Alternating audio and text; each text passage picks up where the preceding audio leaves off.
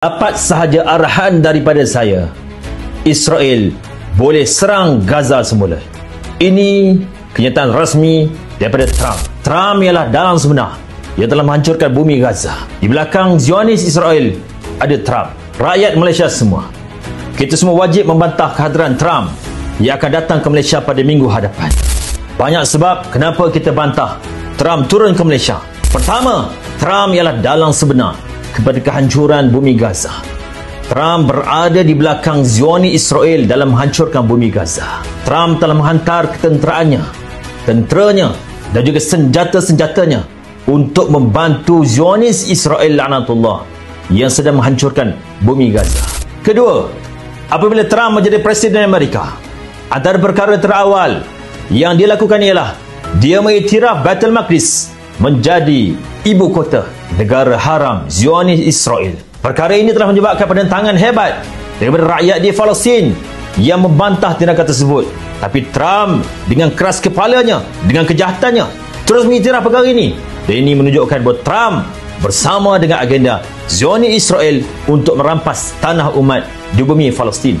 Ketiga, Trump menggunakan kuasa yang ada kepada diri dia sebagai seorang Presiden Amerika.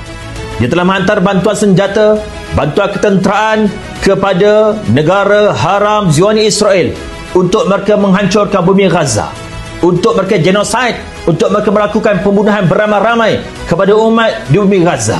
Anak-anak kecil dibunuh, bayi-bayi dibunuh, ibu-ibu dibunuh, orang tua dibunuh disebabkan bantuan daripada ketenteraan dan senjata daripada Trump.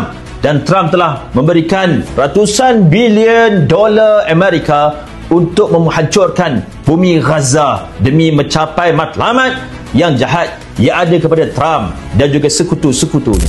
Keempat, sebelum berlakunya perjanjian damai di Mesir baru-baru ini, sebelum sampai ke Mesir, Trump singgah dulu ke negara haram Israel, dan di Parlimen Israel, Trump telah berucap di situ menyampaikan amanat Trump kepada Israel, kepada negara haram Zionis Israel, kepada pemimpin Zionis Israel. Bahkan di depan Netanyahu, setan Yahu ini, Trump menyatakan Trump akan tetap bersama dengan Netanyahu, tetap bersama dengan negara Zionis Israel dalam apa perkara sekalipun, dan Trump akan terus memberikan komitmen jika berlaku peperangan semula kepada Gaza, Trump akan membantu ketenteraan senjata sebanyak mungkin kepada Zionis Israel untuk menghancurkan umat Islam di Gaza. Dan ini pendirian Trump, dan inilah niat sebenar Trump, dan Trump telah menipu dalam perkara ini, dan Trump tidak jujur, dan Trump adalah syaitan akbar yang berada di belakang tabir yang menjadi perancang dan dalang utama kepada kehancuran bumi Gaza. Rakyat Malaysia sekalian, disebabkan sebab-sebab itu tadi, saya menyuruh kepada semua untuk ramai-ramai kita turun pada hari Jumaat ini, 24 Oktober, hari Jumaat ini. Kita akan berhimpun daripada Masjid Tabung Haji, berarak ke depan kedutaan US, dan kita akan membantah kehadiran Trump ke bumi Malaysia ini. Kita nak tunjukkan kepada Trump dan kepada dunia yang rakyat Malaysia tidak welcome, tidak menyambut kedatangan Trump, dan kita suka Trump datang ke tanah air kita, dan Trump tidak dialu-alukan datang ke sini. Dan kita nak beritahu Trump ialah tangan penjajah, Trump ialah tangan berdarah.